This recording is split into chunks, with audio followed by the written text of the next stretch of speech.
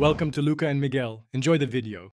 In this video, I will show you how to make a refreshing mojito with soda. First, let's gather our essential ingredients and tools. You will need fresh mint, white rum, fresh lime juice, simple syrup, and chilled club soda. Make sure you also have a sturdy muddler, a tall glass, and a jigger for accurate measurements.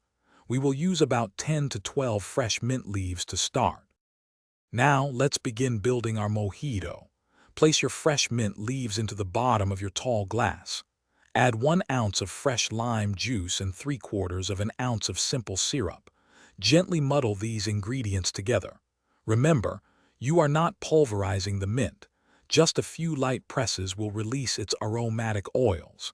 Next, pour in 2 ounces of your favorite white rum. With our base flavors established, it is time to add the chill and fizz. Fill your glass completely to the top with crushed ice. This ensures your mojito stays perfectly cold and refreshing. Next, slowly pour in about 4 to 5 ounces of chilled club soda. Be careful not to overfill.